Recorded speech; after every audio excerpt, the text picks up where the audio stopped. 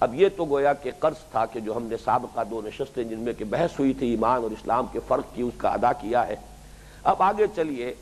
یہ جو ایمان حقیقی کے 2 رکن ہمارے سامنے آئے، یقین دل میں، جہاد عمل میں، اس کے بارے میں عرض کر دوں کہ جہاں تک تو ایمان کی بحث کا تعلق ہے، اس پر میں اس وقت تفصیل میں نہیں جاؤں گا۔ گزشتہ سال جو محاضرات قرآنی ہوئے تھے اسی جگہ، اسی آڈیٹوریم میں، 8 مارچ سے 12 مارچ تک 5 خطبے میں نے دیے تھے حقیقت ایمان پر۔ تفصیلی مباحث اس میں آ چکے ہیں، ایمان کے لغوی مفہوم کیا ہے، ایمان کا اصطلاحی مفہوم کیا ہے، ایمان کا موضوع کیا ہے، کیا بنیادی سوالات ہیں فلسفے کے جن کا جواب جو ہے وہ ایمان کے ذریعے سے ہمیں ملا ہے، پھر یہ کہ وہ جواب کیا ہے، اس کے کتنے اجزاء ہیں، پھر ایمان کے مختلف درجے کون سے، اس پر تفصیل سے گفتگو ہو چکی ہے۔ اسی میں ایک بات تو آ چکی ہے لیکن اس کا میں تھوڑا سا اختتام پر آج تذکرہ کروں گا کہ جب یقین شرط لازم ہے، ایمان حقیقی کا رکن لازم یقین ہے، صرف اقرار باللسان وہ تو دنیا میں کام دے رہا ہے، ہمیں دنیا میں فائدہ دے رہا ہے کہ ہم مسلمان سمجھے جائیں گے اور مسلمانوں کے حقوق ہمیں معاشرے میں اور ایک مسلمان کی حیثیت سے اسلامی ریاست کے شہری کے تمام حقوق ہمیں حاصل ہو جائیں گے۔ اقرار باللسان والا حصہ صرف دنیا میں مفید ہے، آخرت میں تو وہ جو کہ ایمان حقیقی یقین قلبی والا ہے حصہ، وہ ہوگا تو نجات کی ضمانت ہے۔ وہ نجات کس شکل میں ہوگی؟ اگر اس ایمان تصدیق قلبی کے ساتھ نیکیوں کا پڑھلا بھی بھاری ہے تو کیا کہنے، وہ تو براہ راست سیدھے جنت میں داخلہ ہو جائے گا۔ اللہم ربنا اجعلنا منہم، اللہ تعالی ہمیں ان میں شامل فرمائے۔ اور اگر خدا نہ خواستہ تصدیق قلبی تو ہے لیکن یہ کہ نیکیوں کا پڑھلا ہلکا ہے اعمال کے اعتبار سے، تو پھر وہ اپنے اعمال کے بقدر سزا پا کر اور پھر جنت میں داخل ہو جائے گا۔ لیکن جنت میں بہرحال داخل نہیں ہو سکتا کوئی شخص، نہ تو فوری اول وہلے میں داخل ہو سکتا ہے، نہ سزا پا کر داخل ہو سکتا ہے، الا یہ کہ اس کے دل میں وہ تصدیق قلبی موجود ہو۔ یہ گویا کہ جنت میں داخلے کی شرط لازم ہے۔ تو اس لیے عملی سوال یہ ہے کہ وہ ایمان، یقین والا ایمان کیسے حاصل کیا جائے، اس پر کوئی تھوڑی گفتگو میں بعد میں کروں گا، لیکن اب میں شروع کر رہا ہوں جہاد کی بحث۔ اس پر بھی اسی سال اپریل کی 17 تاریخ کو جبکہ ہمارا تنظیم اسلامی کا سالانہ اجتماع تھا، میں نے خطبہ جمعہ میں مفصل تقریر کی تھی، اور اس وقت کی کمی کی پیش نظر میں اس کا صرف آپ کے سامنے جو ہے خلاصہ بیان کر رہا ہوں، لیکن میں چاہتا ہوں کہ چونکہ یہاں سے اب ہمارا جو یہ منتخب نصاب کا درس ہے،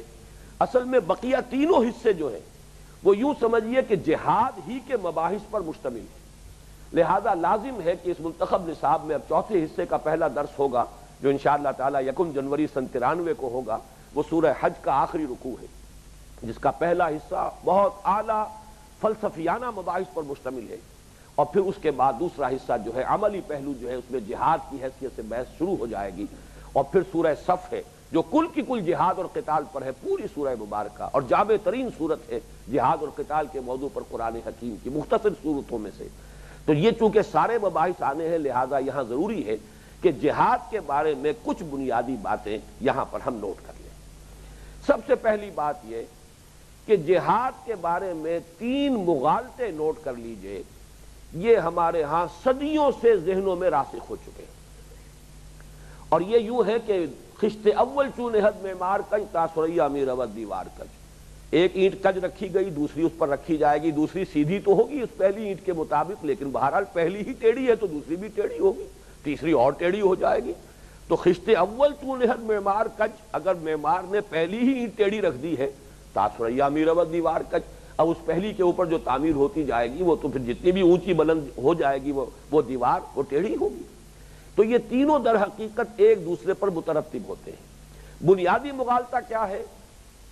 کہ جہاد کے معنی ہے جنگ، یہ ذہنوں میں بیٹھا ہوا ہے، گویا کہ جہاد کو قتال کے بالکل ہم معنی سمجھا جاتا ہے۔ یہ میں عرض کر چکا ہوں، جہاد اور قتال بھی ان جوڑوں میں سے ہے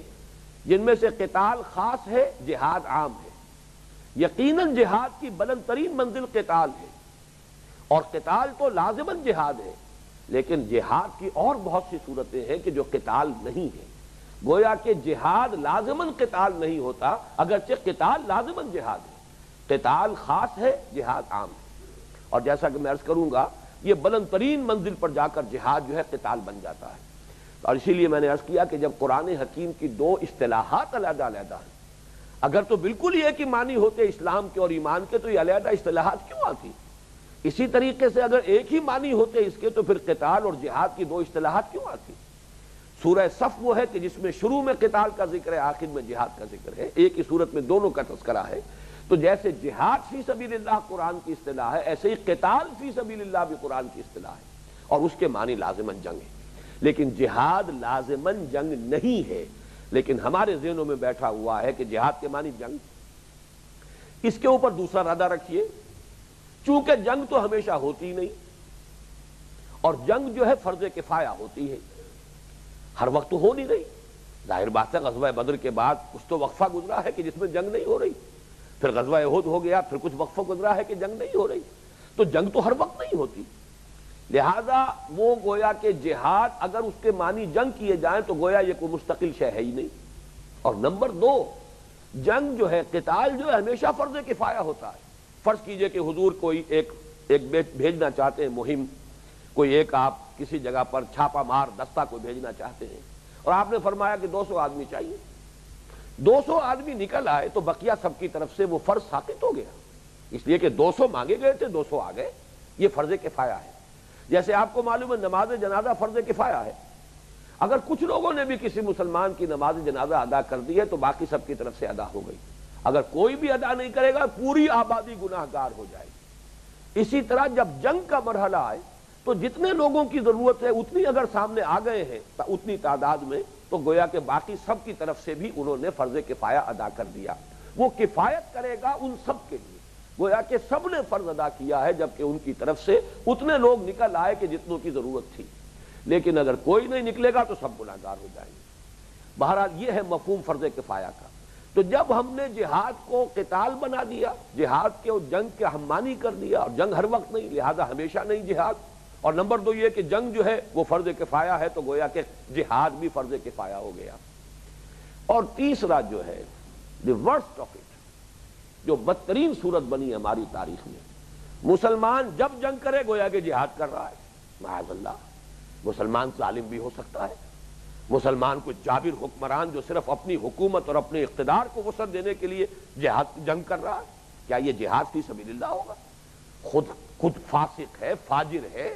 خود وہ اسلام پر کاربند نہیں ہے، خود اپنی جو ہے مطلق العنان حکومت چلا رہا ہے، عیاشیاں کر رہا ہے، اور پھر یہ کہ وہ اپنے اس اقتدار کو وسعت دینے کے لیے برابر کے کسی ملک پر حملہ آور ہو گیا ہے، کیا آپ اسے کہیں گے کہ یہ کوئی جہاد فی سبیل اللہ ہو رہا ہے؟